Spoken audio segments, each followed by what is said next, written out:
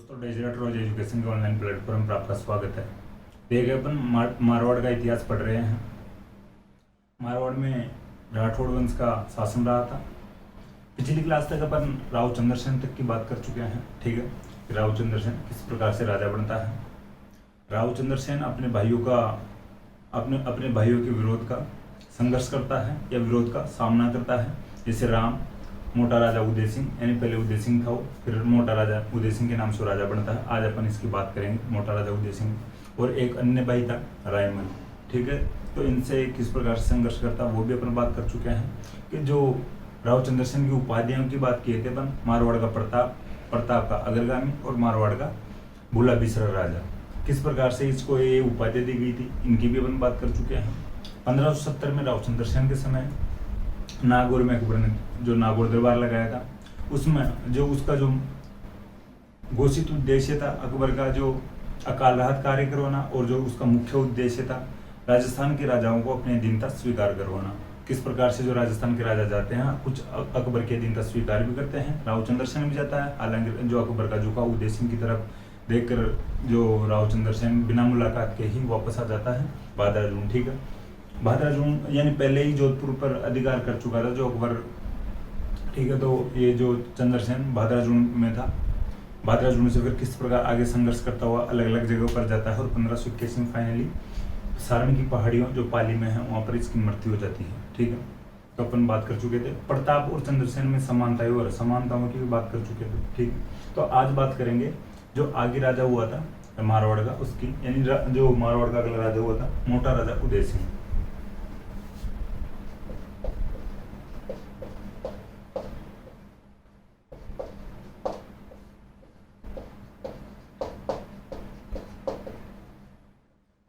पहले बात कर चुके थे, यानी 1581 में चंद्रसेन की मृत्यु होती है, तो फिर यानी 1583 में राजा बनता है उदय सिंह। ठीक है, यानी खालसा रहता है वो जोधपुर, यानी 2 से 3 साल के लिए। ठीक है, 1581 से 1583 तक ये जो खालसा रहता है जोधपुर।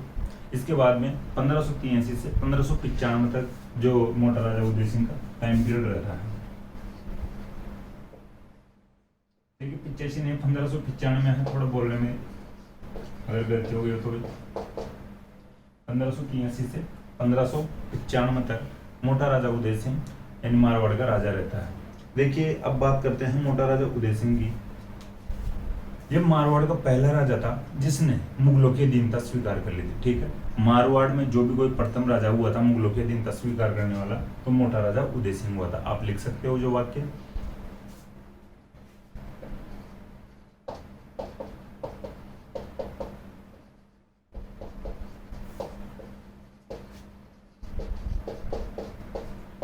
मारवाड़ का प्रथम राजा हुआ था जो या जिसने मुगलों की अधीनता स्वीकार कर ली थी, तो मारवाड़ का मोटा राजा उदय सिंह था। ये लिख लेना। देखिए अब बात करते हैं कि अधीनता स्वीकार कर लेता है, एक प्रकार से संधि कर लेता है मुगलों से, तो फिर मुगलों से वैवाहिक संबंध भी स्थापित करेगा। तो मुगलों से वैवाहिक संबंध जो स्थापित कर रहा है, तो अपनी बेटी की शादी करता है, यानी सलीम से, जो आगे चलकर जहांगीर के नाम से मुगल बादशाह बनता है। ठीक है, अपनी जो बेटी थी मानी बाई थी।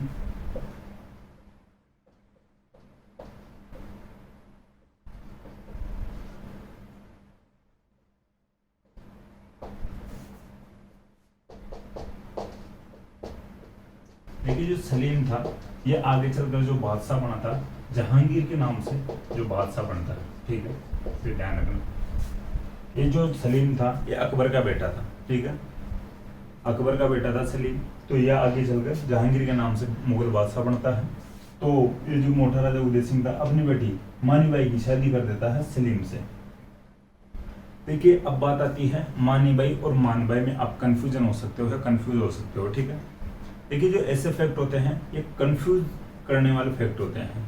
देखिए जो मानबाई थी वो आमेर की थी। ठीक है, मानबाई थी जो आमेर की थी, और जो मानीबाई है ये जोधपुर की है। ठीक है, लेकिन जो मानीबाई थी इसकी एक जो उपाधि और थी जगत गोसाई।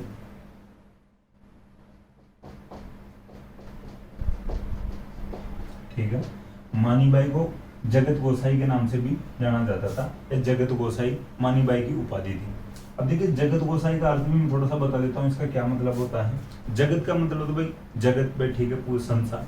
और जो यानी गोसाई का मतलब होता है मालिक, जगत की मालिक। जगत गोसाई का मतलब है यहाँ पे सीधा सा जगत की मालिक। देखिए मानबाई आमेर की राजकुमारी थी, ये आप थोड़े साइड में या ब्रैकेट में लिख लेना। मानबाई आमेर की राजकुमारी थी और मानीबाई जोधपुर की राजकुमारी थी, ठीक है। जो ये मानीबाई है जोधपुर वाली, इसको जोधाबाई भी कहा जाता था, ठीक है, ये फैक्ट है। अब बात आती है कि भाई जोधा अकबर जो मूवी बनी थी तो फिर उसमें वो कौन थी जोधा। देखिए वो जोधा अकबर है, उसमें जो कैरेक्टर थे वो इस प्रकार यानी इतिहास को देखते हुए नहीं लिए गए थे, ठीक है। उसमें जो पहले कोई जो मूवियाँ बनी थी उनको जो आधारित रखते हुए वो फिल्म बनाई गई थी, ठीक है। अकबर के जोधा नाम की कोई पत्नी नहीं थी, ठीक है। अकबर की जो पत्नी थी आमेर की, उसका नाम था हरका, ठीक है। तो हरका बाई थी अकबर की पत्नी। लेकिन जोधा अकबर फिल्म में जो जो अकबर की जो पत्नी जोधा दिखाई गई है वो ऑथेंटिक नहीं है भाई, इतिहास को देखते हुए जो ऑथेंटिक नहीं है, ठीक है। तो ये थोड़ा सा ध्यान रखना। वो जो जोधा अकबर मूवी है वो मुगले आजम को देखते हुए बनाया गया, कहीं ना कहीं मुगले आजम को आधार रख के फिर बनाया गया है, ठीक है। तो ये जो फिल्में होती है, जो मूवियाँ होती है, जो मूवीज होती हैं, वो इतिहास की दृष्टि से इम्पोर्टेंट नहीं होती है। इतिहास बताना जो मूवी बनाने वालों का जो काम नहीं है। वो खुद कुछ जगह पर एक्सेप्ट भी करते हैं वे हमारा जो उद्देश्य है वो इतिहास बताना नहीं है, हमारा जो उद्देश्य है फिल्म दिखा के और पैसे कमाना या फिल्म दिखा के मनोरंजन करना है, ठीक है। तो ये बात याद रखना। जोधा अकबर जो मूवी है उसमें जो जोधा अकबर की यानी पत्नी दिखाई गई है, तो जोधा नाम की हकीकत में अकबर की पत्नी थी नहीं, ठीक है। तो हरका थी अकबर की पत्नी जो आमेर की थी, ठीक है। तो ध्यान रखना ये जोधाबाई है जो तो जोधपुर की थी, जो यानी मानीबाई को जोधाबाई कहा जाता था। मानीबाई मोटा राजा उदय सिंह की पत्नी थी। मानीबाई सलीम की पत्नी थी जो आगे चलकर जहांगीर के नाम से बादशाह बनता है। मानीबाई की एक उपाधि थी जगत गोसाई, जिसका अर्थ होता है जगत की मालकिन, ठीक है। तो ये फैक्ट दो कंफ्यूज करने वाले फैक्ट थे, आपको शायद क्लियर हो गए होंगे, आप ढंग से और देख लेना, ठीक। अब बात आती है कि आगे और क्या क्या होता उदय सिंह के टाइम पीरियड में या उदय सिंह के शासनकाल में। देखिए अब कल्ला राय मलोद की बात करते हैं। एक सिवाना का सामंत था। देखिए इस समय अकबर का दरबार चल रहा होता है आगरा में, ठीक है। अकबर दरबार लगाया हुआ था आगरा में। अकबर के दरबार में बैठा था कल्ला राय मलोद। पहले थोड़ी सी ये बात कर लेते हैं कल्ला राय मलोद था कौन।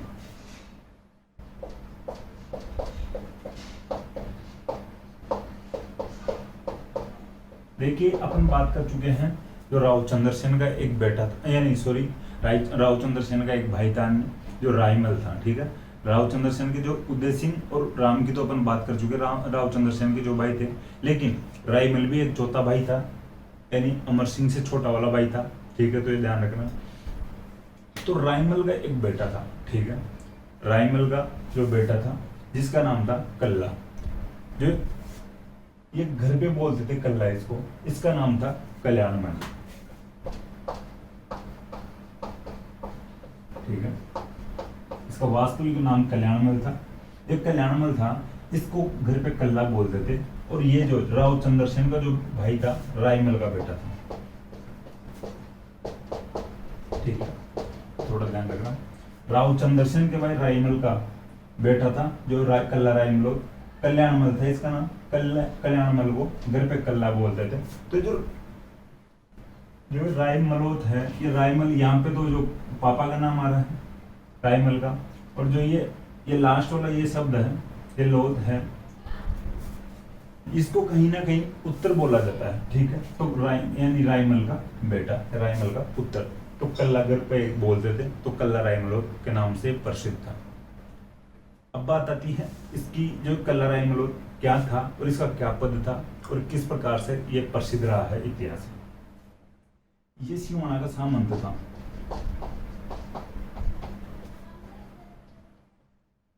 ठीक है। अपन पहले बात कर लिए थे राव चंद्रसेन अपने भाई जो रायमल को सिवाना की जागीर देता है। तो फिर सिवाना की जागीर देता है, तो रायमल सिवाना का सामंत था, तो फिर आगे बेटा जो कल्ला सिवाना का सामंत बनता है। ठीक है, अब बात आती है, ये सिवाना का जब सामंत था, ये सब अकबर की अधीनता स्वीकार कर रखे थे, चंद्रसेन के अलावा अकबर के दरबार में थे। तो ये जो कल्ला रायमलोद था, अकबर के दरबार में बैठा था एक बार।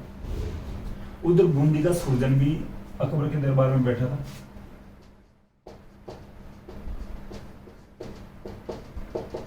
ठीक है, तो बूंदी का सुरजन और कल्ला रायमलोद एक बार दरबार में बैठे थे अकबर के में। सुरजन के एक बेटी थी बहन तौर। ठीक है, सुरजन की एक बेटी थी बहन कंवर।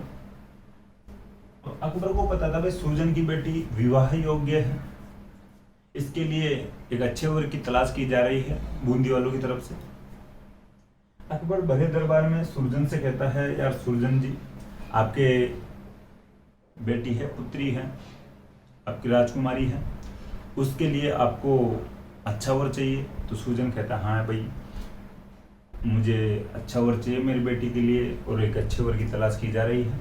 तो अकबर कहता है कि भाई यार, अपने जो सलीम है वो योग्य है, उसके साथ शादी कर सकते हो आप। तो यार सुरजन शादी करना नहीं चाहता था, वहाँ पे जो मुगलों के साथ शादी नहीं करना चाहता था। अब लेकिन अकबर के दरबार में है, तो दरबार में डायरेक्ट मना भी नहीं कर सकता अकबर को।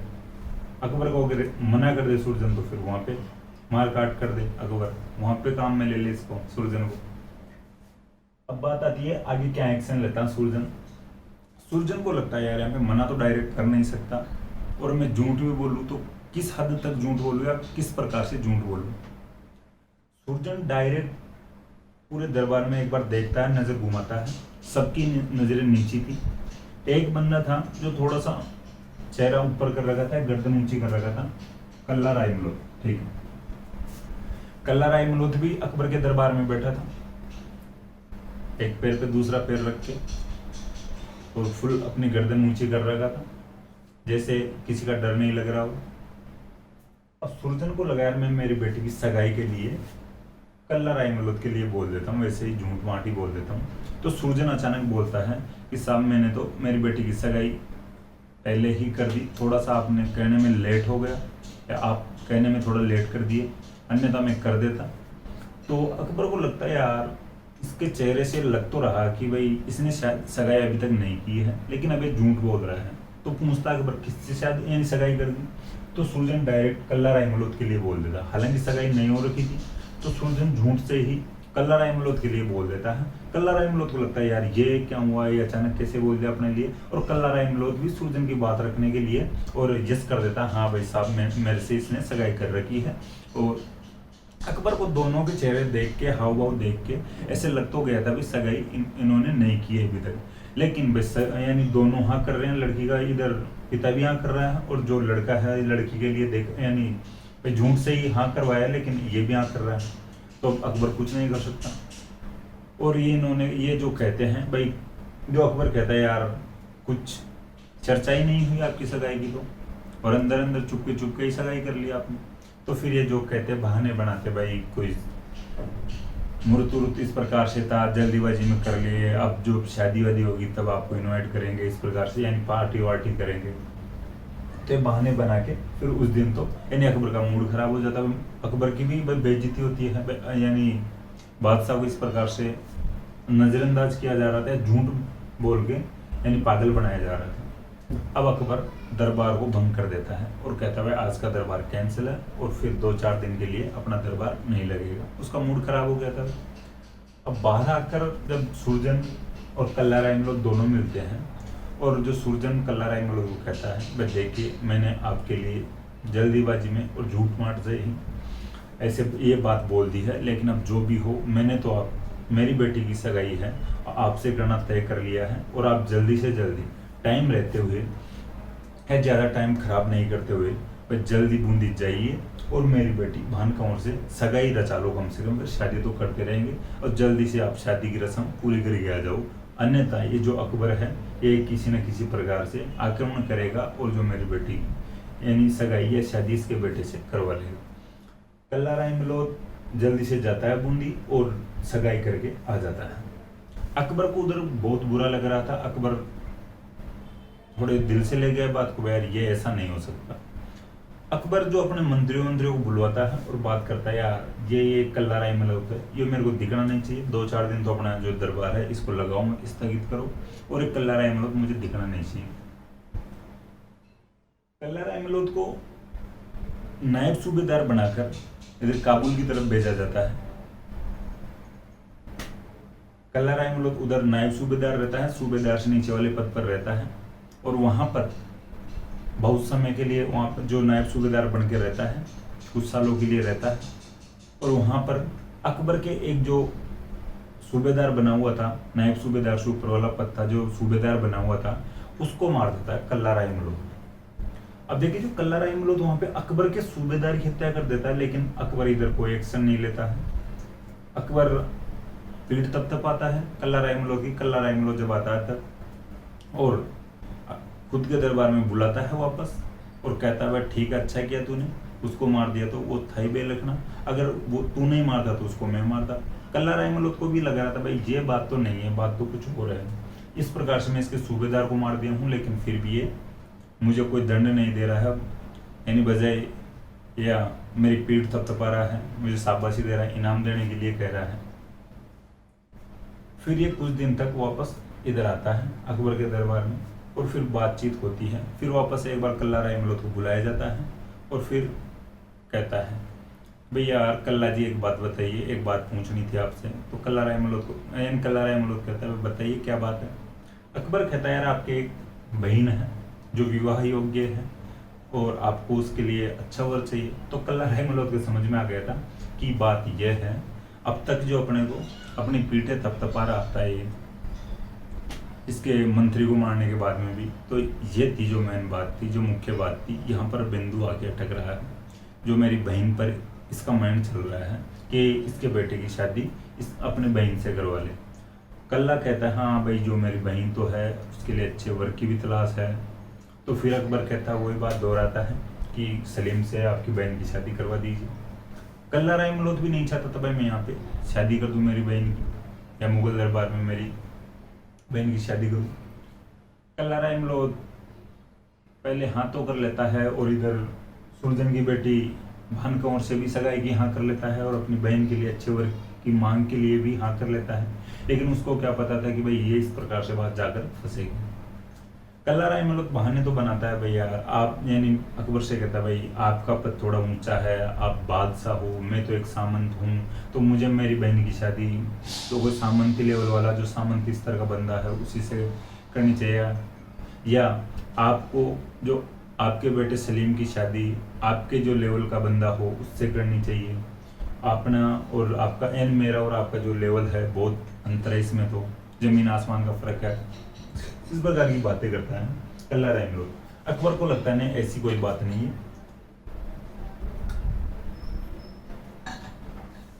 अकबर कहता है, अपने को कन्या और कलश चाहिए, और ये दहेज वहेज की कोई आवश्यकता नहीं है, जैसी तेरी व्यवस्था हो वो कर देना। फिर कल्ला कहता है, मेरे पास व्यवस्था के नाम पे कुछ नहीं है, सिवाना का जो मेरा तो किला भी अच्छा खासा नहीं है, जर्जर हो रखा है, और मेरे पास तो बिल्कुल भी मेरी आर्थिक स्थिति ठीक नहीं है। कल्ला किसी न किसी प्रकार से बहाने बनाता जा रहा है। अकबर कहता, तू जितने पैसे हो, जितने आवश्यकता हो पैसों की या धन की, जितने ले जा, और अपने जो वित्त मंत्री थे उनको कहता, भाई ठीक है, जो कल्ला जितना पैसा मांगे उतना पैसा दे दो इसको, और तू जाके अपनी जो तैयारियां वैयारियां कर, जो भी शादी की, और आपको तेरे को परेशान नहीं किया जाएगा। फिर कल्ला कहता, भैया चलो ठीक है, धन तो दे दो, अब शादी भी कर लेना, और मैं जाके थोड़ी तैयारियां वैयारियां कर लेता हूँ, लेकिन हो सके तो भाई ज़्यादा बारात लेके मत आना, भाई मेरी इतनी फुर्सत नहीं है। इस प्रकार से कल्ला कहता है, और जाकर धन ले जाता है अकबर के दरबार से, ये अकबर के वित्त मंत्रियों से, और जाकर सिवाना के किले का काम शुरू करवा देता है। सिवाना के किले का काम शुरू करवा देता है। कल्ला उधर अकबर के पास मैसेज कर देता है, ठीक है भाई मैंने तैयारियां तो कर ली है, लेकिन ज़्यादा अच्छी खासी तैयारियां नहीं हुई है, हो सके तो बारात छोटी से छोटी भेज देना, ज़्यादा संख्या में बारात मत भेज देना। अकबर कहता है, भाई ठीक है, यानी बारात भी नहीं भेजी जाएगी, ओनली सलीम और इसका जो 3-4 दोस्त आएंगे, ठीक है। देखिए इसी के अकॉर्डिंग अकबर बारात भेजता है, सलीम को भेजता है दूल्हा बनाकर, और उसके लगभग 4 दोस्त भेजता है। गांव के कांकड़ पर, यह सिवाना का जो गांव था कल्लाराई मलोद का, जहां पर बारात जानी थी सिवाना में, तो गांव के काकड़ पर पहले भाई बारात आकर रुक जाती थी। आजकल तो डायरेक्ट बारात, यानी बारात का जो टेंट होता है, उसका जो गेट होता है, मुख्य गेट होता है, वहां पर आकर रुक जाती है, और वहां पे जो भी तिलक दस्तूर करके जो भी जान जुआरी होती है वो दे दी जाती है। लेकिन पहले होता यह था कि गांव का जो कांकड़ होता था, या जो गांव के जो भी थोड़ी बहुत दूर बाहर जो जगह यानी फिक्स होती थी, भाई ये गांव का कांकड़ है, तो कांकड़ पर आकर बारात रुकती थी। और जो लड़की वाले बारात का स्वागत करने जाते थे, उसको बोलते थे सामेला। ठीक है, ये थोड़ा स्पेशल फैक्ट है, इंपॉर्टेंट फैक्ट है कला और संस्कृति की दृष्टि से। ठीक है, तो ये थोड़ा लिख लेना, साइड में लिख लेना, एक और डिब्बा बना के, बॉक्स बना के, सामेला बोलते हैं। बारात का स्वागत करने को सामेला बोलते हैं। ठीक है, बारात के सामने से जाकर स्वागत करना सामेला कहलाता है। लड़की वाले स्वागत करते हैं जब भी बारात आती है। ठीक है, जब पैसे टके देते हुए, आपको इतना तो पता होगा, जब वो 2 बार पैसे वैसे लेते हो, ठीक है, गेट पे, तो उसको बोलते हैं सामेला। लेकिन आजकल तो ये कल्चर है, इसको ढंग से फॉलो नहीं किया जाता, इसको बुलाया जा रहा है धीरे धीरे, और टेंट के बाहर आके बारात रुकेगी, और वहाँ पे पैसे वैसे दे के फॉर्मेलिटी हो जाएगी, और अंदर जाके खाना वाना खा के वो वापस चले जाएगी। पहले बारात इस प्रकार से आती थी, कांकड़ पर रुकती थी, वहाँ पे थोड़ी बहुत देर वेट करके, यानी सस्ती हो, यानी वो इतना टाइम इतनी दूर से आते हुए फिर भाई परेशान हो जाते थे, रेस्ट वेस्ट करते, थोड़ा बहुत घूमते फिरते। ठीक है, फिर यहाँ पर जो स्वागत किया जाता, फिर लड़की वालों के जो घर तक आती थी बारात, खाना वाना खिलाया जाता था, बारातें रुकती थी, 1-2 दिन रुकती थी, फिर जाती थी। लेकिन आजकल तो जो फॉर्मेलिटी होती है हर काम में, बारात आती है, पैसे टके दिए जाते हैं, खाना खिलाया जाता है, बारात वापस रवाना, और लड़की यानी लड़का लड़का रुकता है, 2-4 घर वाले रुकते हैं, और फेरे वेरे नाइट में हो जाते हैं, और दूसरे दिन विदा करके भेज देते हैं।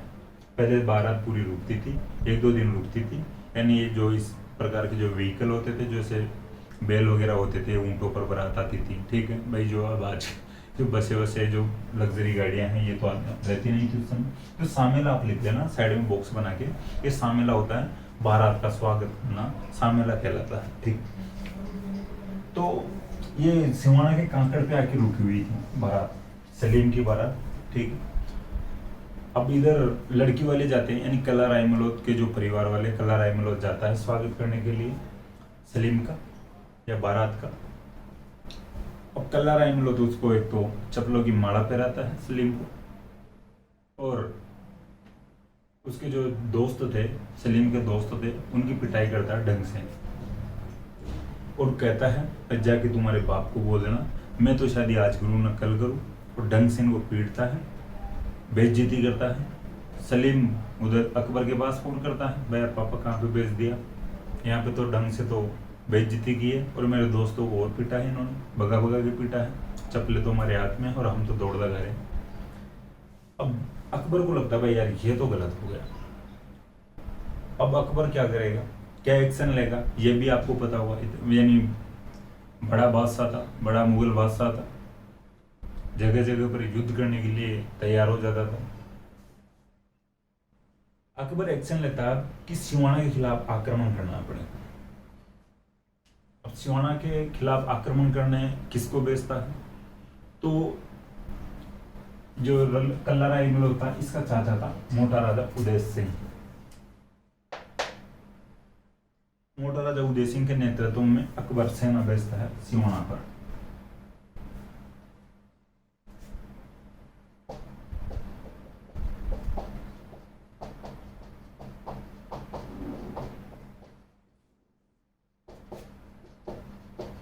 ठीक है, अकबर सिवाना पर आक्रमण करता है। अब देखिए, अकबर सिवाना पर जब आक्रमण करता है, वो साल था या वो वर्ष था 1589-90। ठीक है, देखिए ऑथेंटिक 1589 है, ये थोड़ा ध्यान रखना, लेकिन कुछ जगह पर 1590 भी मिल जाएगा। ऑथेंटिक 1589 मानना, 1589। ठीक, तो अकबर 1589 में सिवाना पर आक्रमण करता है। ये जो आक्रमण था, ये मोटा राजा उदय सिंह के नेतृत्व में किया जाता है। ठीक है,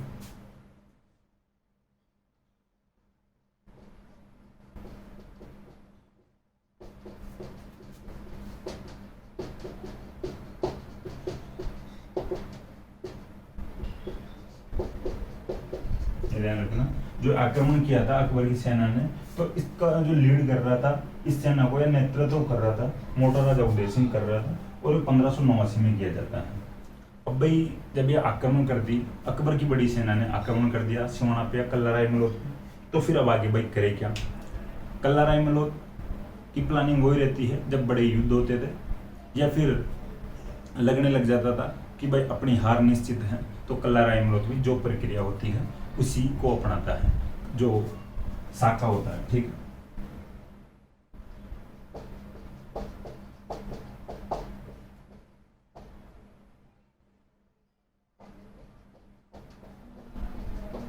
सिवाना का दूसरा शाखा होता है, ये थोड़ा ध्यान रखना। देखिए ये 1589 की बात है, तो 1589 में सिवाना का दूसरा शाखा होता है। अब बात आती है कि भाई जो सिवाना का दूसरा शाखा होता है ये 1500, यानी ये कौन कौन इसको लीड कर, यानी जौहर और केसरिया दो इसमें जो गतिविधियां होती थी यानी शाखा के दौरान, एक तो जौहर होता था और एक केसरिया होता था। केसरिया तो भाई कल्लाराय मलोद लीड कर लेगा, यानी खुद यहाँ का सामंत था या राजा था सिवाना का, तो केसरिया तो कौन करेगा, कल्लाराय मलोद करेगा। लेकिन अब यहाँ पर जौहर को कौन लीड करेगा, कल्लाराय मलोद की तो अभी तक शादी नहीं हुई, सगाई हुई है। ठीक है, तो उधर बूंदी में जब ये मैसेज पहुंचता है कि भाई अकबर इधर आक्रमण कर रहा है सिवाना पर, और वहां पर कल्लाराय मलोद केसरिया करने को तैयार है, उधर भान कंवर को पता चलता है कि भाई इस प्रकार से जो मेरा होने वाला पति केसरिया करने के लिए तैयार है, तो वहां पर कोई जौहर को लीड करने वाला नहीं है। तो फिर भान कंवर सोचती है भाई मेरी सगाई हो चुकी है, होने वाले मेरे पति कल्लाराय मलोद है। हिंदू धर्म में वही बात कि जो सगाई आधा विवाह माना जाता है, तो मुझे इस जौहर को लीड करना चाहिए सिवाना जाकर। भान कंवर बूंदी से आती है, सिवाना आती है, और जो इस जौहर को लीड करती है भान कंवर। ठीक है, तो ध्यान रखना सिवाना का शाखा हुआ था 1589 में, दूसरा शाखा था। देखिए सिवाना का जो प्रथम शाखा था उसकी भी अपन बात कर लेंगे। जालोर का जो शासक था वीरमदेव सोनगरा, ठीक है, तो उसके नेतृत्व में किया गया था, तो ये थोड़ा ध्यान रखना। वो 1308 की बात है, तो अपन वीरमदेव सोनगरा पढ़ेंगे तब अपन प्रथम शाखा की भी बात कर लेंगे। वो 1308 में हुआ था सिवाना का प्रथम शाखा। ठीक है, अलाउद्दीन खिलजी वीरमदेव सोनगरा पर आक्रमण करता है, उस समय 1308 में ये जो सिवाना का प्रथम शाखा होता है। सिवाना का दूसरा शाखा 1589 में होता है, कल्लाराय मलोद के नेतृत्व में केसरिया किया जाता है, और जो सिवाना के दूसरे शाखे में जौहर को लीड करती है बूंदी की भान कंवर करती है, जो कल्लाराय मलोद की होने वाली पत्नी थी, या कल्लाराय मलोद से इसकी सगाई हो रखी थी। ठीक है, शादी होने वाली थी, शादी की यानी सगाई की जो भी बात है जो मैं आपको बता दी।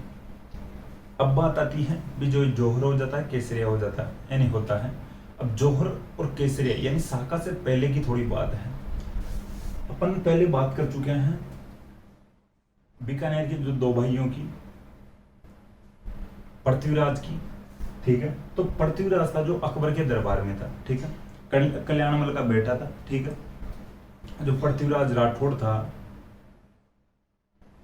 इसने कल्लाराय मलोद के मर्सिये लिखे थे। राय सिंह का ये राय सिंह का भाई था। देखिए जो पृथ्वीराज था ये राय सिंह का भाई था और कल्याणमल का बेटा था, मैं आपको बता दिया।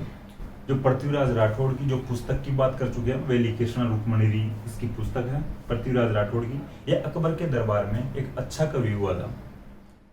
राय सिंह का भाई था, कल्याणमल का बेटा था पृथ्वीराज राठौड़। पृथ्वीराज राठौड़ अकबर के दरबार में अच्छा कवि था, तो ये मर्सिये लिखता था। तो मर्सिये क्या होता आप ये सोचो। देखिए मैं आपको कहना चाहूंगा, आप एक और बॉक्स बनाइए आपके साइड में, पेज के साइड में, कॉपी के साइड में, और वहां पर हेडिंग डाल के मर्सियों को भी बॉक्स में बंद कर लेना। इसकी मैं डेफिनेशन बताता हूँ मर्सिये क्या होते हैं। देखिए जो वीर पुरुष होते हैं, ठीक है, जो वीर पुरुष होते हैं वो युद्ध के दौरान या किसी भी लड़ाई में अच्छा काम करते हुए या अच्छा प्रदर्शन करते हुए वीरगति को प्राप्त हो जाते हैं, उनके लिए लिखे जाने वाले दोहे होते हैं। ठीक है, वीर पुरुष के शहीद होने पर लिखे जाने वाले दोहे मर्सिये कहलाते हैं। ठीक है, वापस मैं समझाता हूँ मर्सिये क्या होते हैं। जो वीर पुरुष होता है वो वीरता से लड़ता हुआ वीर गति को प्राप्त हो जाता है, उसकी याद में लिखे जाने वाले दोहे मर्सिये कहलाते हैं। आपको जैसा लगे, आपको जैसे लैंग्वेज अच्छी लगे वैसे आप इसकी डेफिनेशन लिख लेना और बॉक्स में बंद कर सकते हो। क्वेश्चन डायरेक्ट आ जाए कि मर्सिये क्या है, तो 3 ऑप्शन तो बिल्कुल ही लिख दे दे और एक ऑप्शन उनमें से दे दे कि वीर पुरुष के शहीद होने पर उसकी याद में लिखे जाने वाले दोहे या गाए जाने वाले दोहे मर्सिये कहलाते हैं। ठीक है, तो आपको ये ध्यान रखना होगा मर्सिये क्या होते हैं। और एक जो अलग फैक्ट बताया था सामेला बताया था बारात का स्वागत करना, तो 2 फैक्ट अलग है, तो ये भी थोड़ा ध्यान रख लेना। अब बात आती है जो कल्लाराय मलोद चाहता था भाई मैं मेरे मर्सिये लिखूं पहले, यानी साका करने या केसरिया करने से पहले मेरे मर्सिये लिखे जाने चाहिए। पृथ्वीराज जो अकबर के ही दरबार में था, कल्लाराय मलोद भी पहले अकबर के ही दरबार में था। पृथ्वीराज और कल्लाराय मलोद अच्छे से भाई जानकार थे, दोस्त थे, दोनों राठौड़ थे। पृथ्वीराज भी राठौड़ था, कल्लाराय मलोद भी राठौड़ था। पृथ्वीराज कहता है यार कल्ला तू इस प्रकार की हरकतें क्यों कर रहा है, तूने पहले बूंदी के जो सुरजन था उसकी बेटी भानकंवर की सगाई की यश कर ली दरबार में, वो नहीं करना चाहिए था। फिर तू तेरी बहन की शादी या सगाई के लिए तुझे मना नहीं करना चाहिए था। अगर तूने भानकंवर के लिए हाँ कर दी तो बाद में तू तेरी बहन की शादी या सगाई इधर मुगल दरबार में कर सकता था, कम से कम युद्ध से तो बच सकता था या लड़ाई से खून खराबे से तो बच सकता था। फिर तू बड़ी गलती करता है, तू हाँ कर लेता तेरी बहन की सगाई के लिए और तू फिर बारात बुलवा लेता है और उसके बेटे सलीम की बेइज्जती करता है और उसके दोस्तों को पीटता है, तो ये भी भाई तेरी बड़ी गलती है। अब लड़ाई होगी, युद्ध करेगा, तू साका करने के लिए तैयार है, यानी साके में तू केसरिया करने के लिए तैयार है, खून खराबा होगा, तो ये गलतियां नहीं करता तो तू आराम से बच सकता था और किसी न किसी प्रकार से यानी और संबंध मजबूत कर सकता था अकबर से। लेकिन जो कल्लाराय मलोद कहता है पृथ्वीराज राठौड़ से, अंकल जी आप टेंशन ही मत करो, जो भी है अब जो होगा, जो भी अपने किस्मत में लिखा है वो होगा, अपन लड़ाई करेंगे, आप तो मेरे लिए एक काम कर सकते हो, ये बताओ। पृथ्वीराज कहता है कि भाई जो मेरे लायक काम है वो बता, कम से कम ऐसा तो मत बता देना कि भाई मैं भी काम में आ जाऊँ यहाँ पे, ठीक है अकबर के, तो ऐसा काम हो जो मैं कर सकता हूँ तो वो बता, मैं करूँगा, जरूर करूँगा। कल्लाराय मलोद कहता है कि यार आप मेरे लिए मर्सिये लिखो या मेरे मर्सिये लिखो, तो पृथ्वीराज कहता है जरूर मैं मर्सिये लिखूंगा, लेकिन तू पहले युद्ध तो कर, युद्ध करता हुआ वीरगति को प्राप्त तो हो। कल्लाराय मलोद को लगता है यार वो तो मुझे ही पता है भाई वीरगति को प्राप्त होऊंगा तो आप मर्सिये लिखोगे, लेकिन मैं चाहता हूँ कि भाई मेरे युद्ध करने से पहले या लड़ाई करने से पहले आप मेरे मर्सिये लिखो। पृथ्वीराज कहता है यार किस प्रकार से मर्सिये लिखूं, मैं जब लड़ाई को देखूंगा ही नहीं है तेरी को, मैं अभी तक लड़ाई देखा नहीं, युद्ध नहीं देखा, तो किस प्रकार से लड़ रहा है, किस प्रकार से वीरता दिखा रहा है, तो मैं मर्सिये कैसे लिखूं। भाई मर्सियों में तो वीरता की कहानियां होती है, वीरता के दोहे होते हैं, मैंने तो तेरी वीरता ही नहीं देखी। तो फिर यानी कल्लाराय मलोद वापस पृथ्वीराज से कहता है भाई देखिए पृथ्वीराज जी बात ऐसी है, जिस प्रकार से आप मर्सिये लिखोगे, जिस प्रकार से मर्सियों का या मर्सिये में शब्द होंगे आपके या वीरता के जो शब्द होंगे, उन्हीं के अकॉर्डिंग मैं युद्ध करूंगा, उन्हीं के अकॉर्डिंग मैं लड़ता हुआ वीरगति को प्राप्त होऊंगा। फिर भाई पृथ्वीराज तैयार होते हैं और पृथ्वीराज कल्लाराय मलोद के मर्सिये लिखता है, यानी कल्लाराय मलोद जीवित रहते हुए अपने मर्सिये लिखवाता है पृथ्वीराज। ठीक है, तो ध्यान रखना पृथ्वीराज कल्याणमल का बेटा था, अकबर का दरबार में एक अच्छा कवि था, बीकानेर के राय सिंह का भाई था। ठीक है, थोड़ा ध्यान रख लेना।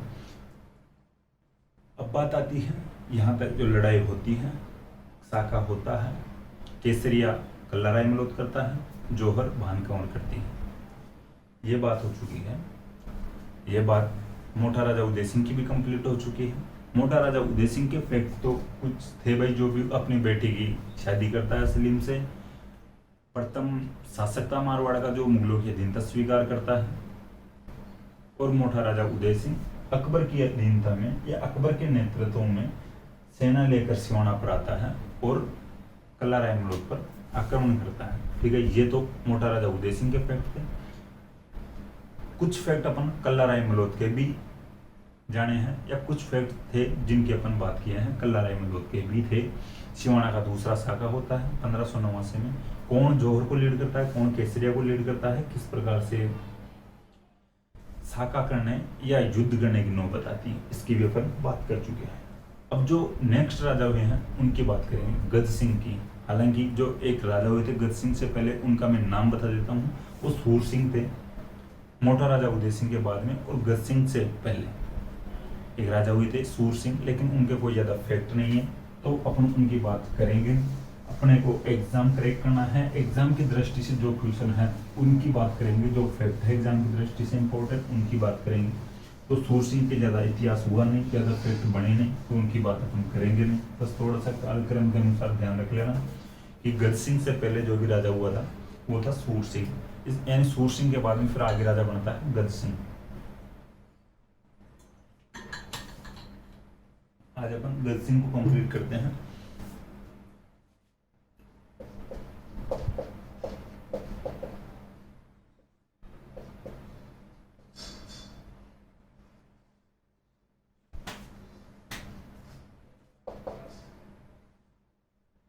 देखिए, जो 1500 यानी 1619 से 1638 तक इसका टाइम पीरियड रहा था। आप लिखना चाहो तो लिख लेना। गज सिंह का टाइम पीरियड 1619 से 1638 तक रहा था, ठीक है। अब बात आती है गज सिंह की आगे क्या क्या बात होती है, यानी क्या क्या इसका इतिहास रहता है, क्या क्या इसके फैक्ट रहते हैं। एक इसको इम्पोर्टेंट तो बात इसकी यह है कि एक इसकी उपाधि के बारे में पूछ लिया जाता है कि गज सिंह की उपाधि क्या थी, दलथम्बन।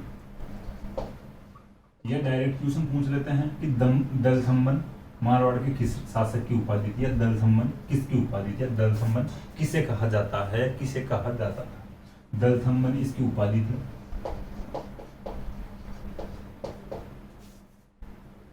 अब दलथम्बन का अर्थ की बात करें तो दलथम्बन, दल का मतलब तो सेना होती है, थम्बन का मतलब रोकने वाला, सेनाओं को रोकने वाला। दलथम्बन का अर्थ होता है सेनाओं को रोकने वाला।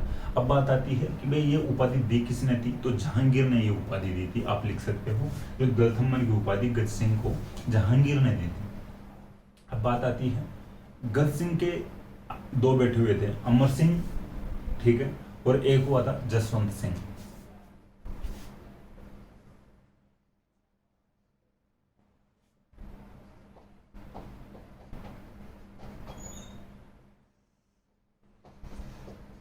अमर सिंह बड़ा बेटा था, जसवंत सिंह छोटा बेटा था। जाहिर सी बात है आगे राजा बनना चाहिए अमर सिंह, और छोटा बेटा जसवंत सिंह तो राजा नहीं बनना चाहिए।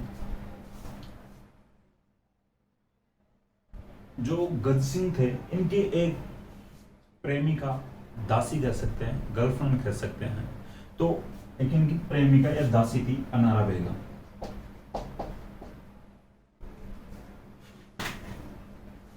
ठीक है, इधर लिखता हूं अनारा बेगम, यानी गज सिंह की दासी थी, प्रेमिका कह सकते हो। तो ये अनारा बेगम गज सिंह की दासी थी। तो देखिए दासी थी तो एक प्रकार से पत्नी के रूप में मान सकते हैं, या पत्नी के रूप में अपन नहीं माने, लेकिन जो जसवंत सिंह और जो अमर सिंह थे तो इनके पिता की दासी थी, तो ये तो कम से कम मम्मी के रूप में इज्जत दे सकते हैं, ठीक है, माता के रूप में इज्जत दे सकते हैं।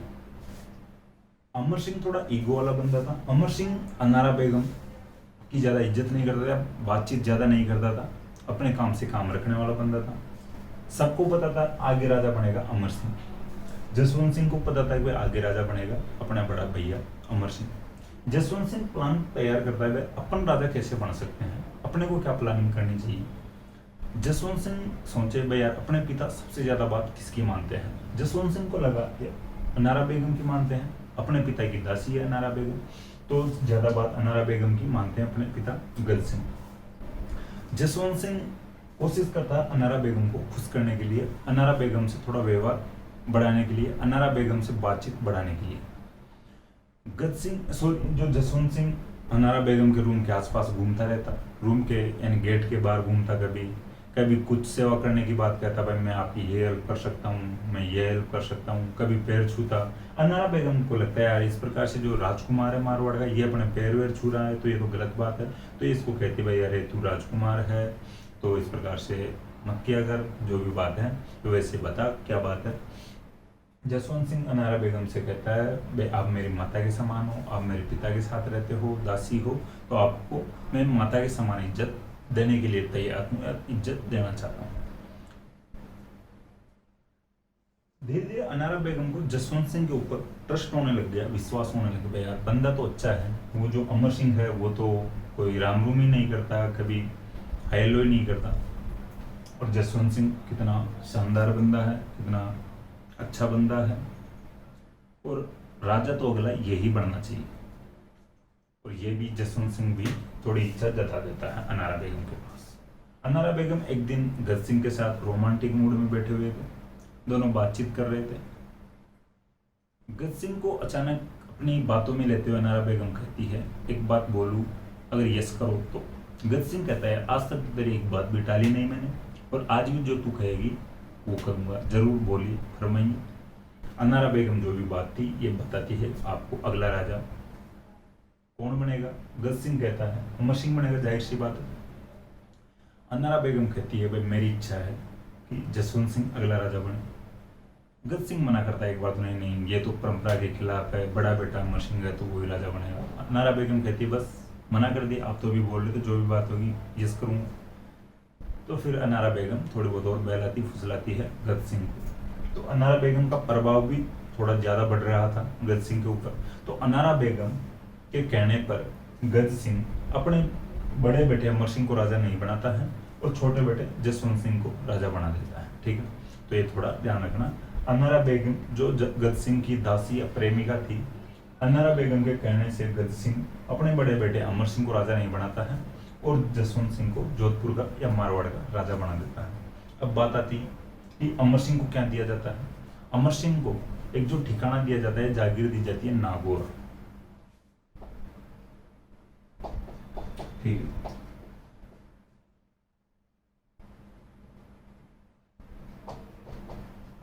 ठीक है, अमर सिंह को नागौर का राजा दिया जाता, राजा बनाया जाता है, जो एक छोटा ठिकाना था या जो जागीर थी, और जसवंत सिंह को जोधपुर का राजा बना दिया जाता है अनारा बेगम के कहने का। अब बात आती है गज सिंह के दरबारी विद्वानों की। गज सिंह के दरबार में दो विद्वान थे, एक तो केशवदास गार्डन और एक हेमकवि।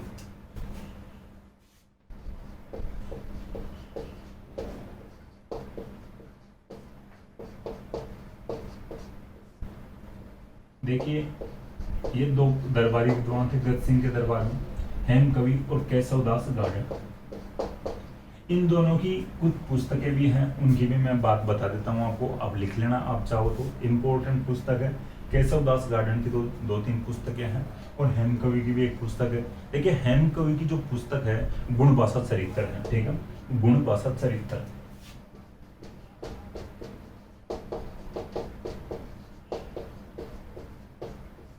ये हेमकवि की पुस्तक है गुणभाषा चरित्र।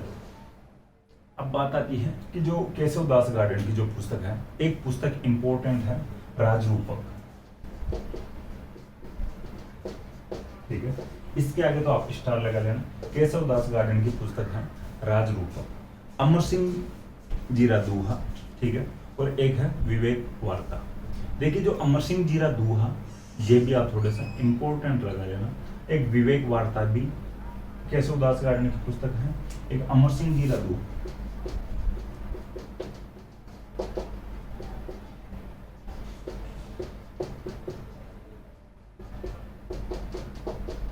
ये दोनों जो पुस्तक है राजरूपक और अमर सिंह जी राधुआ, ये केशवदास गार्डन की है, और एक इसी के साथ विवेक वार्ता भी केशवदास गार्डन की पुस्तक है। हेमकवि की एक पुस्तक है गुणभाषा चरित्र, तो आप ये थोड़ा लिख लेना।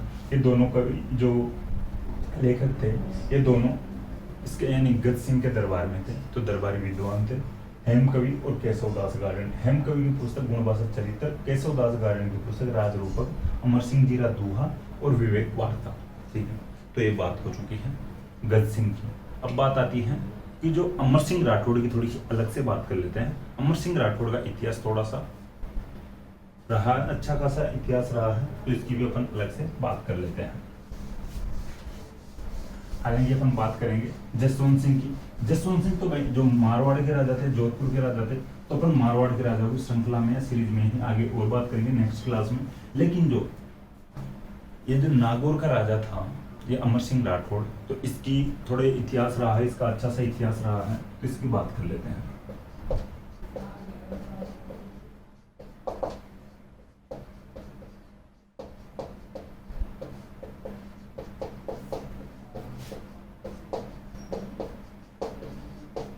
ठीक है, नागौर का राजा था अमर सिंह राठौड़। देखिए, जोधपुर के राजाओं की श्रृंखला में अपन बात नहीं कर रहे हैं, जोधपुर के राजा गज सिंह की बात कर रहे हैं। गज सिंह के समय या गज सिंह भाई जो अपने छोटे बेटे को राजा बना देता है और अमर सिंह को नागौर का राजा बना देता है, तो उसी के चलते उसी के टाइम पीरियड की बात कर रहे हैं, अमर सिंह राठौड़ की जो नागौर का राजा था। तो इसका क्या इतिहास रहा है या इसके क्या फैक्ट रहे, तो जो एग्जाम की दृष्टि से भी इंपॉर्टेंट है। ठीक है, तो उनकी अपन थोड़ी बात कर लेते हैं। अमर सिंह राठौड़ की बात करें तो नागौर का एक राजा था।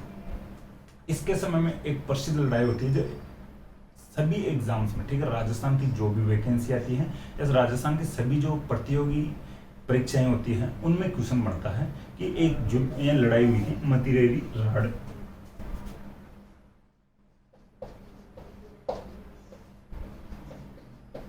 देखिए, ये मतिरेरी राड़ है, इसका जो अपने को ज्यादा इंपॉर्टेंट फैक्ट ये भी नहीं जानना है कि अपन कोई इस प्रकार से खोदने लग जाए कि अपन तो इसकी जो कौन जीता था इस युद्ध को वो ही अपन इंपॉर्टेंट माने। इस प्रकार के फैक्ट नहीं पूछे जाते मतिरेरी राड़ के लिए। बस पूछा इतना जाता है मतिरेरी राड़ किन किन रियासतों के बीच में हुई थी या मतिरेरी राड़ किन किन शासकों के बीच हुई थी। ठीक है, तो इस प्रकार के जो फैक्ट आते हैं, लेकिन मतिरेरी राड़ का जो फैक्ट है एग्जाम की दृष्टि से इंपॉर्टेंट है, एग्जाम में पूछा जाता है। हालांकि अमर सिंह को इसमें ज्यादातर जीता हुआ माना जाता है। कुछ इतिहासकार ये भी कहते हैं कि भाई अमर सिंह हारा था इस लड़ाई को, लेकिन अभी आगे अपन धीरे धीरे बात करते हैं। मतिरेरी राड़ 1644 में वैसे ये जो लड़ाई हुई थी, ठीक है, तो थोड़ा ध्यान रख लेना, 1644 में मतिरेरी राड़ होती है। मतिरेरी राड़, राड़ का मतलब लड़ाई, ठीक है, अपने जो स्थानीय क्षेत्र गांव में बोलते हैं राड़ मत करे इस प्रकार से, ठीक है, तो राड़ होती है, लड़ाई होती है।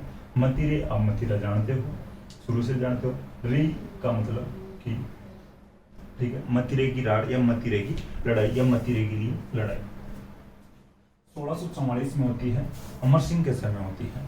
बात आती है भाई किन किन रियासतों के बीच में होती है, किन किन क्षेत्रों के बीच में ये लड़ाई होती है। बीकानेर और नागौर के बीच में होती है।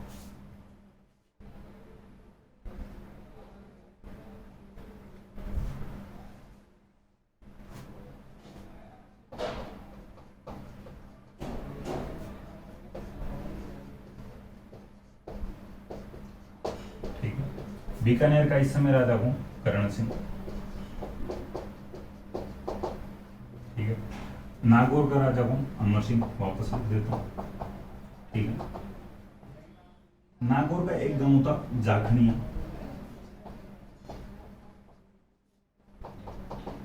बीकानेर का एक गांव था सीलवा गांव। ठीक है, ये भाई बीकानेर और नागौर की अपनी सीमा बना देते हैं। ऐसा कहा जाता है एक किसान का खेत था, इस किसान के खेत में ये जो बेल लग जाती है, यहाँ पर बेल लग जाती है, ये बेल जो मतीरे की बेल लग जाती है यहाँ पर लग जाती है, ये जो बेल फैलती फैलती इधर आ जाती है नागौर की सीमा में। ठीक है, मतीरा लग जाता है भाई साहब यहाँ पे। ठीक है, बेल लगती है बीकानेर की सीमा में।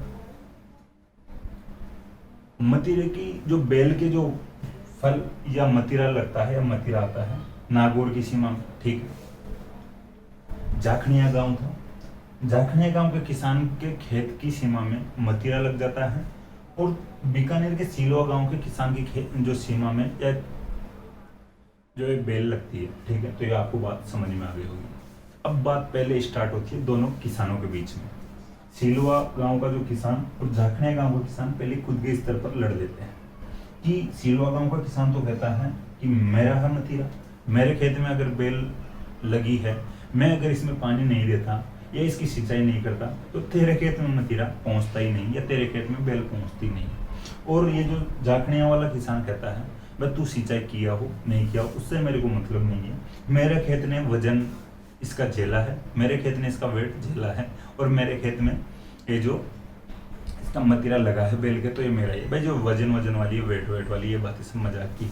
तो एक किसान कहता है जो ये मतीरा मेरे खेत में लगा तो मेरा ही है, इस पर मेरा अधिकार है। दोनों के बीच में पहले छोटे स्तर पर लड़ाई हो जाती है, बातचीत होती है, फिर दोनों गाँव के किसान जो पटेल लोग थे, पंच पटेल थे, वो इकट्ठे होते हैं। उन्होंने भी कुछ न्याय करने का प्रयास किया लेकिन पार पड़ती नहीं है। बात बड़े स्तर पे पहुंच जाती है, राजाओं तक पहुंच जाती है। बीकानेर का राजा करण सिंह और जो नागौर का राजा अमर सिंह दोनों के पास पहुंच जाती है, और दोनों के राजाओं को लगता है भाई ये जो लड़ाई है ये कहीं ना कहीं जो हमारी रियासत के किसानों की इज्जत की है, या हमारे जो किसानों के सम्मान की बात है यहाँ पर। और दोनों रियासतों के जो राजा आपस में युद्ध करने के लिए तैयार हो जाते हैं, या लड़ाई करने के लिए तैयार हो जाते हैं। देखिए एक मतीरे के लिए लड़ाई करें, आज प्रेजेंट में शायद 10-12 रुपए किलो मतीरा होगा, उतरते सीजन में ज़्यादा से ज़्यादा 3-4 रुपए किलो तक मतीरा बिकता रहता है, ठीक है। ज़्यादा से मेरे को लगता है जहाँ टॉप से टॉप सीजन में 25 से 30 रुपए किलो मतीरा पहुंच जाता हो, मुझे लगता है। जहाँ तक जो मार्केट में किसान को तो वही 5-10 रुपए मिलते हैं किलो पर, टॉप सीजन हो। और लो सीजन होता है, जाता हुआ सीजन रहता है, उस समय तो ₹1-2 मिलता है शायद किलो का, जो वर्तमान की स्थिति है। उस समय में तो पैसों में काम होता होगा, और मतीरा तो वैसे ही खाने में ही यानी फोकट में दे दिया करते थे किसान, भाई लोग खा लो। आज भी किसान तो दे दिया करते हैं, लेकिन बात आ रही थी यहाँ पे स्वाभिमान सम्मान की बात आ रही है। तो ये दोनों रियासतों के जो राजा थे इस सम्मान की लड़ाई के लिए लड़ने पर उतारू हो जाते हैं, और दोनों के बीच में लड़ाई होती है। इसको नाम दिया जाता है मतीरेरी राट, जो 1644 में होती है। ये फैक्ट जानना ज़्यादा इम्पोर्टेंट नहीं है कि भाई इसमें कौन जीता था, लेकिन आप लिखना चाहो तो लिख लेना। ज़्यादातर इतिहासकार अमर सिंह राठौड़ को इस लड़ाई को जीता हुआ मानते हैं, ठीक है। तो ये बात हो चुकी है मतीरेरी राड़ की, अमर सिंह राठौड़ के समय लड़ाई होती है। ये जो इम्पोर्टेंट फैक्ट है एग्जाम की दृष्टि से, इसकी बात कर चुके अपन। अब थोड़ी और आगे बात करते हैं अमर सिंह राठौड़ की। देखिए करण सिंह जो बीकानेर वालों की बात अभी की है अपन मतीरेरी राड़ में, तो करण सिंह जो बीकानेर का था और अमर सिंह राठौड़ जो नागौर का राजा था, ये दोनों उधर मुगल दरबार में रहते हैं, ठीक है। शाहजहां उस समय मुगल बादशाह था, शाहजहां का दरबार लगा हुआ था आगरा में। दोनों अखबार यानी दरबार में आते जाते रहते थे। उधर करण सिंह, जब अपन बात कर रहे हैं, करण सिंह को हारा हुआ माना जाता है मतीरेरी राड़ में, और अमर सिंह को जीता हुआ माना जाता है। तो कर्ण सिंह अमर सिंह से वैसे चिढ़ने लग गया था। कर्ण सिंह बीकानेर वाला जो मुगल दरबार में इसके खिलाफ अमर सिंह राठौड़ के खिलाफ भड़काने की साजिशें रचता है। शाहजहां उस समय, अब मैं बता दिया आपको, मुगल बादशाह हुआ करता था। शाहजहां का एक साला था सलावत खान।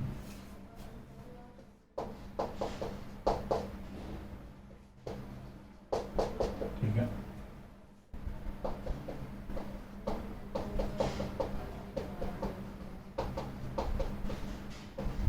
शाहजहां का साला था सलावत खान।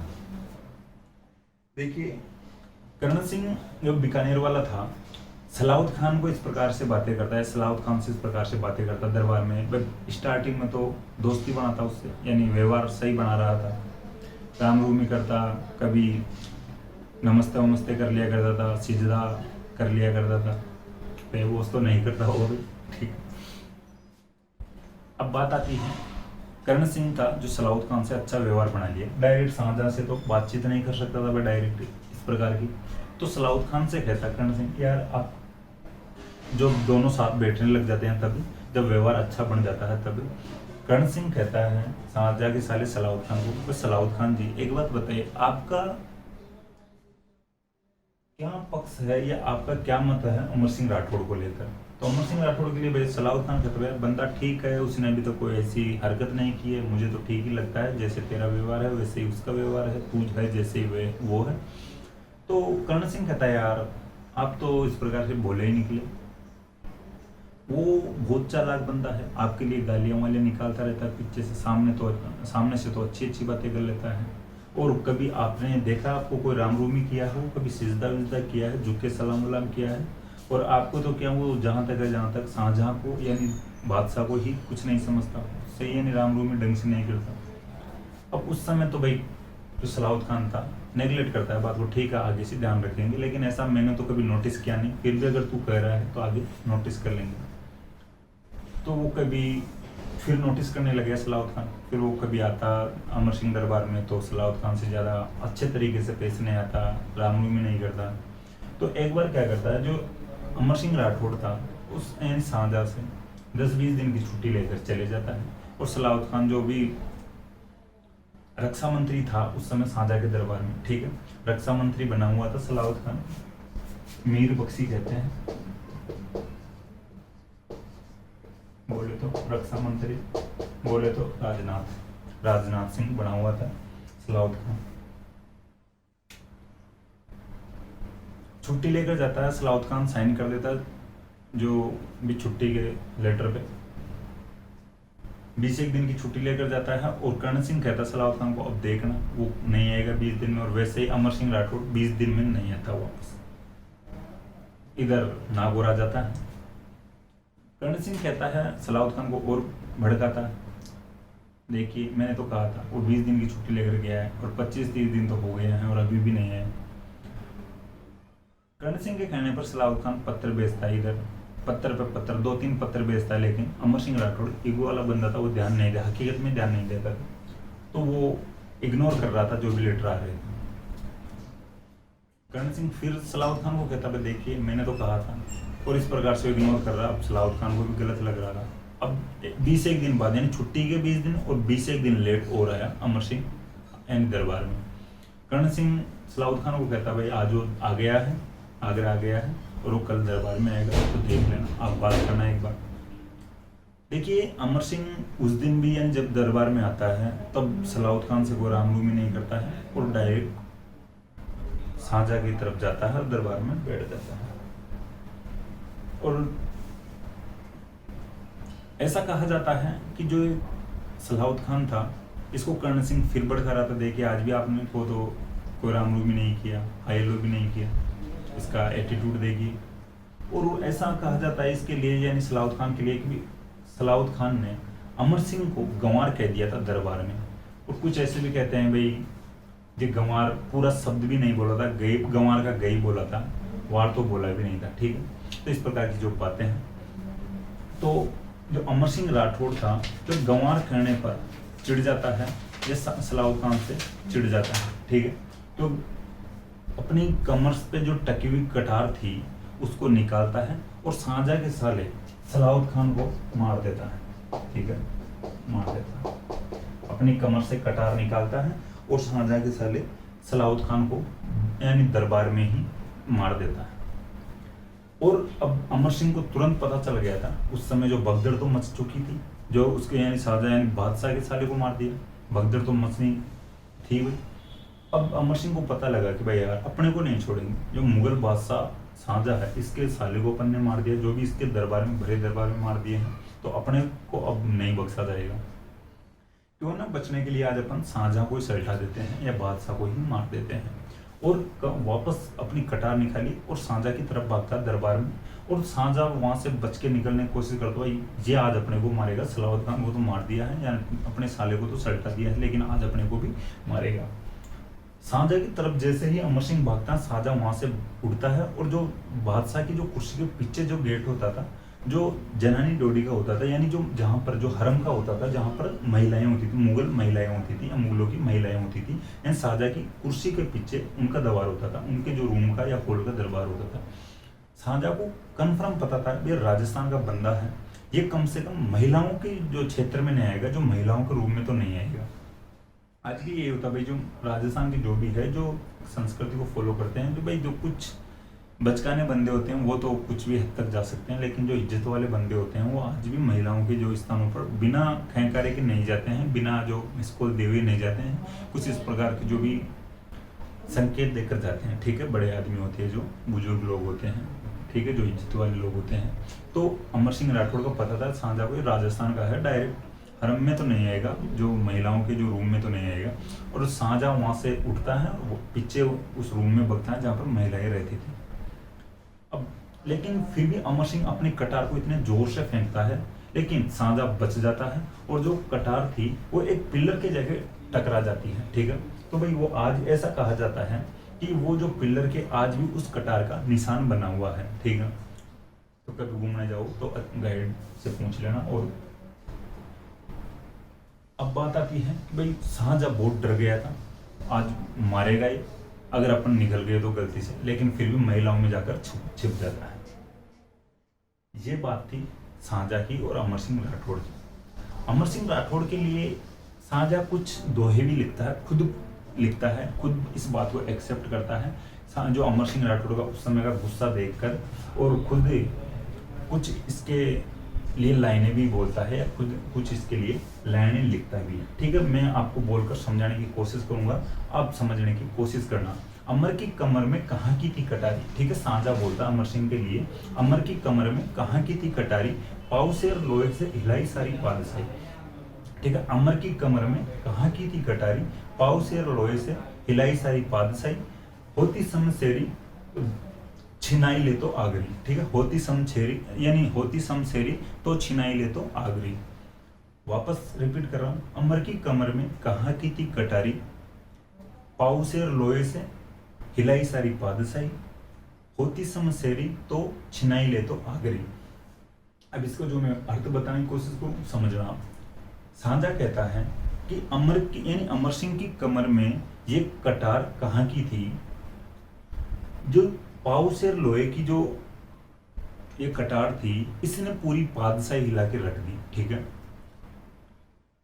अगर इसके पास जो पूरी तलवार होती यानी होती समशेरी तो छिनाई ले तो आ गई, अगर इसके पास पूरी आज तलवार होती, लंबी तलवार होती, तो ये पूरी यानी आगरा या पूरी जो मुगल बादशाही, ये जो बादशाह छीन लेता अपने से। ठीक है, तो ये बात शाहजहाँ खुद कहता है अमर सिंह के लिए, अमर की कमर में कहाँ की थी कटारी, पाव से और लोहे से हिलाई सारी बादशाही, होती समशेरी तो छिनाई ले तो आगरी। ठीक है, तो ये बात ध्यान रखना थोड़ी। अब बात आती है कि अमर सिंह से शाहजहाँ वहां पे बच जाता है, हालांकि कटार फेंकता है लेकिन बच जाता है। अमर सिंह को लगता अब बचने के लिए क्या किया जाएगा। अमर सिंह वहां पे कुछ जो अपने जानकार थे उनसे बातचीत करता गया, अब आगे का रास्ता बताओ, कम से कम मुझे तो बचाओ, मैं शाहजहाँ को मारने वाला था, लेकिन अब क्या करना होगा। कुछ जो इसके दोस्त थे वो बताते हैं कि वहां से जो किला है, आगरा का किला, वहां का जो एक उज्बेकिस्तान की तरफ देखता हुआ एक गेट है, तो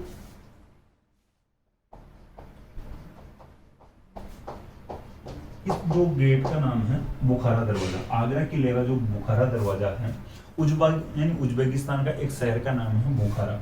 तो ये जो आगरा के किले का जो ये दरवाजा है, इस दरवाजे ये दरवाजा है, ये बुखारा शहर की तरफ खुलता है या बुखारा शहर की तरफ देखता है, तो इसका नाम इसलिए बुखारा दरवाजा रखा गया है। देखिए, ये जो अमर सिंह को जो इसके दोस्त थे, जानकार थे, ये कहते हुए आप बुखारा दरवाजे से किले से निकल सकते हो, इस किले से आप निकल तो सकते हो, लेकिन आपको अपने घोड़े सहित ऊपर दीवार से कूदना पड़ेगा। अमर सिंह कहता वो तो मैं कर लूंगा, और मेरा घोड़ा जो बादल है, अमर सिंह के घोड़े का नाम था बादल। ठीक है, तो मेरा घोड़ा बादल है, वो भी अच्छे से कंट्रोल कर लेगा और अच्छे से दीवार से यानी जंप लग लेगा। तो अमर सिंह आगरा किले का जो बुखारा दरवाजा है, यहाँ से अपने घोड़े सहित कूदता है और भाग कर इधर नागौर की तरफ आ जाता है। ठीक है, तो ये ध्यान रखना। देखिए, अमर सिंह कटार चलाने में माहिर था, तो अमर सिंह को कटार का धनी भी कहते हैं। ये ध्यान रख लेना, क्वेश्चन बनेगा कि कटार का धनी किस शासक को कहते हैं, तो अमर सिंह राठौड़ को कटार का धनी कहते हैं। देखिए, नागौर, अब बात आती है जो नागौर की तरफ भाग कर आ जाता है, आगरा किले के बुखारा दरवाजे से कूदकर, अपने जो घोड़े से कूदकर नागौर की तरफ भाग कर आ जाता है। शाहजहाँ वहां से जैसे तैसे निकलता है, और ये जो इस प्रकार के दोहे हुए बोलता है, और वो कहता है अब जो अमर सिंह है वो मेरे दरबार में पहले तो मेरे साले को मार देता है सलावत खान को, और वो मेरे को भी मारने की प्लानिंग किया था, कोशिश किया था, तो अब जो भी हो मैं तो बच गया, लेकिन अमर सिंह राठौड़ की मुझे या तो वो जीवित चाहिए या लाश चाहिए। ठीक है, अब बात आती है कि इसकी हत्या कौन करे, अमर सिंह राठौड़ से कौन लड़े। अर्जुन गौड़ नाम का एक अमर सिंह राठौड़ का साला था, अर्जुन गौड़।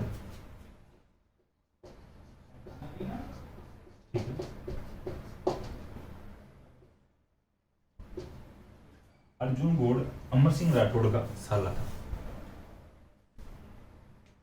देखिए अर्जुन गौड़ कहता है, जो शाहजहां के दरबार में था अर्जुन गौड़, इससे कांटेक्ट था शाहजहां का भी। तो अर्जुन गौड़ को कहता है भाई यार आप मुझे, यानी कोई भी अगर मुझे अमर सिंह राठौड़ ला के देगा जीवित या लाश, तो उसको अच्छा खासा इनाम दिया जाएगा। अर्जुन गौड़ को लगता है यार ये मौका अपने को नहीं चूकना चाहिए। तो अर्जुन गौड़ अमर सिंह राठौड़ को कहता है भाई आप इधर आ जाइए और थोड़े दिन यहाँ पे रुकिए।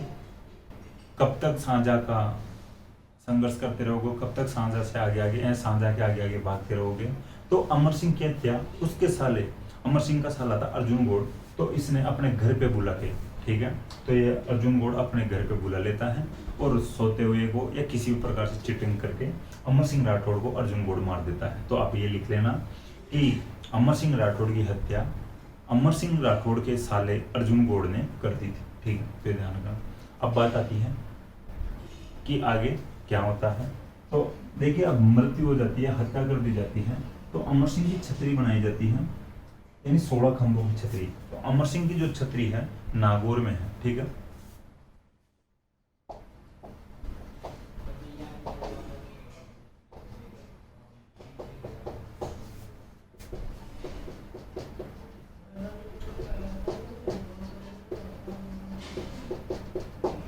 ठीक है, ये ध्यान रखना, नागौर में अमर सिंह राठौड़ की छतरी है जो 16 खंभों की छतरी है। देखिए मैं आपको अभी बताया हूं कि आगरा किले के जो बुखारा दरवाजे को अमर सिंह दरवाजा भी कहते हैं, ये तो मैं बताया नहीं आपको। जो बुखारा दरवाजे की बात करके रह गए, इसको थोड़ा लिख लेना, अमर सिंह दरवाजा भी कहते हैं। क्वेश्चन बनेगा कि आगरा किले के किस दरवाजे को बुखारा यानी अमर सिंह दरवाजा कहते हैं। तो बुखारा दरवाजे को अमर सिंह दरवाजा भी कहते हैं। जो बुखारा उज्बेकिस्तान का एक शहर है, उस साइड एक खुलता है, इसलिए इसका नाम बुखारा रखा गया है।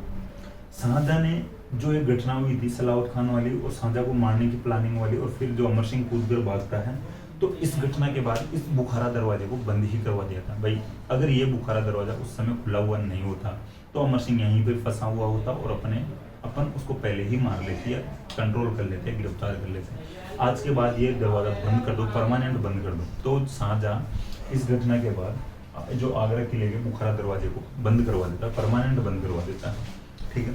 1809 यानी 1809 के आसपास अंग्रेज आ गए थे। 1809 में एक अंग्रेज बंदा आया था, जॉर्ज स्टील।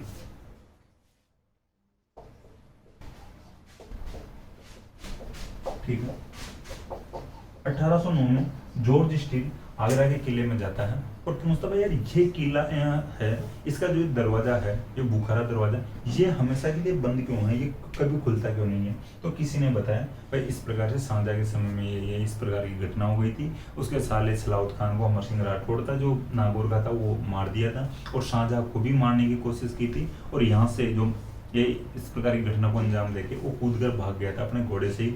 तो इसलिए फिर शाहजहां ने, बादशाह ने इस गेट को या दरवाजे को बंद ही करवा दिया, परमानेंट ही बंद करवा दिया। फिर जॉर्ज स्टील के कहने पर कि भाई अब कोई बादशाह ने यानी शाहजहां नहीं आएगा, अब कोई अमर सिंह नहीं आएगा ऐसा, तो आपको वो वापस खोलना चाहिए। तो जॉर्ज स्टील के कहने पर 1809 में बुखारा दरवाजे को वापस खोला गया था, ठीक है। तो यह बात हो चुकी है। आज अपन पहले गज सिंह की बात कर लिए हैं थोड़ी बहुत, फिर अमर सिंह राठौड़ की भी बात कर लिए। हालांकि मुझे लगता है अमर सिंह राठौड़ की ज्यादा हो गई है गज सिंह राठौड़ यानी गज सिंह से ज्यादा, ठीक है, तो ये ध्यान रखना।